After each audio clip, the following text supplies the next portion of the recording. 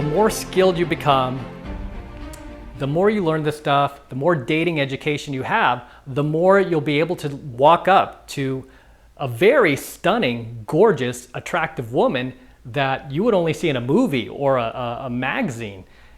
You would be able to walk up to that girl completely confident and completely self-assured without actually trying, but being yourself and without doing anything to gain her approval or her validation.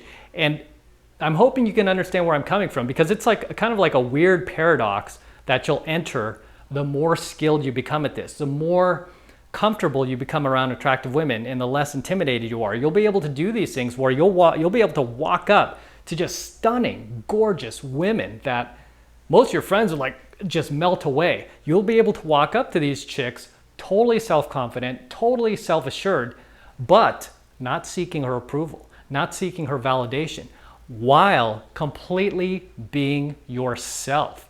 And again, not doing anything and not needing to do anything to keep her entertained or to keep her from leaving even. I mean, a lot of times I could just sit there like this and say one or two words, or just say hi. Who are you? Where are you from?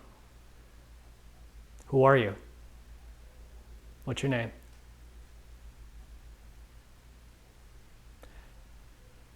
And not need to say much. And the girl will be like validating herself. Like, I'm from here. Where are you from? You know, oh, I do this. This is my job. Oh, I've been doing it like 4 years. Oh, I'm really good at it. You know, and the whole time I'm like, sweet. So where are you headed right now? And the girl's like still talking a mile a minute. And the whole time I'm just saying like one or two words for every one of her multiple sentences. And as I teach students, the person who is reacting more in the conversation is generally the person with less value. And that person is generally the person who is seeking the other person's approval. And if you ever look at, a lot of you guys probably don't have this opportunity, but nowadays, like, I have a lot of friends who are beautiful women, even women that I've dated previously that, you know, I'm still friends with them. And we still hang out, and I'll like watch guys approach them at the bar, or I'll watch guys like try to pick them up.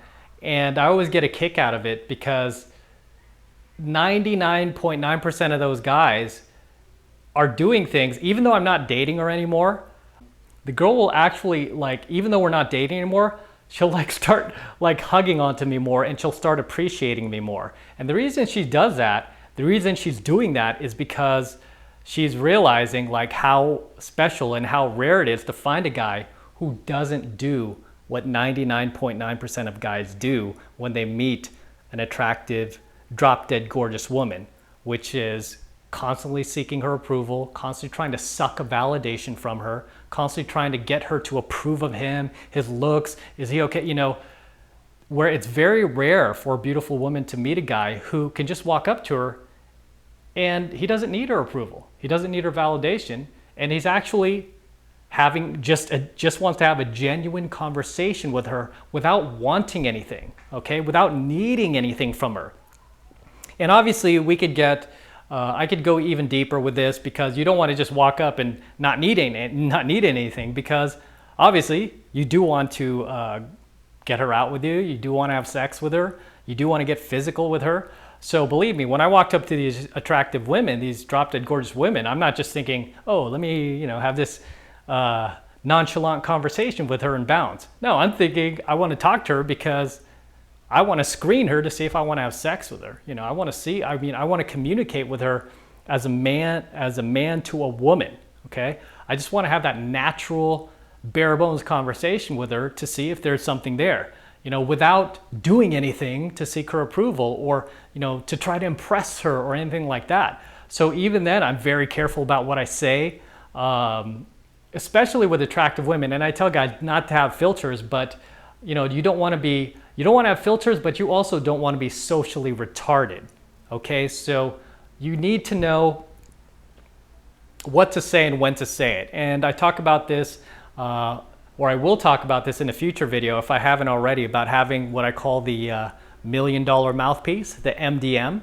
And the way you get your $1 million mouthpiece is when you feel entitled to the girl, when you feel deserving of her, your mind will open up and you'll be able to speak endlessly about everything and anything. Okay, whereas when you don't feel entitled to the girl, your mind closes up, almost like a fist, and you clinch up, where you can't think of anything to say. You can't think of one word. You don't know what to say. And you're sitting there freaked out that you're boring her. And you probably are, because you can't come up with anything. And if anything you come up with is going to sound try hard, because it is. And the truth is, the reason why you can't come up with anything is because you are seeking her approval. You know, you don't feel entitled to her. And when you don't feel entitled to a beautiful woman, the only other option that your brain has is to seek her approval, okay? Your brain is going to tell you the only way to stay alive in this moment is to gain her approval, because you're so clenched up, you're so freaked out.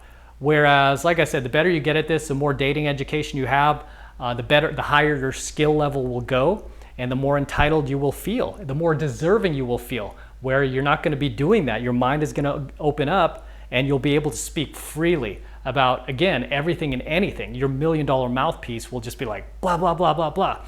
And even being entitled to a girl, when you reach this mastery level, as I want to call it, because the only guys I've seen who are able to do this, you reach this mastery level where you've got the $1 million mouthpiece, but you don't always need to use it. Where a lot of times, like I said, I'll just sit back and listen to the girl and let her validate herself, let her qualify herself.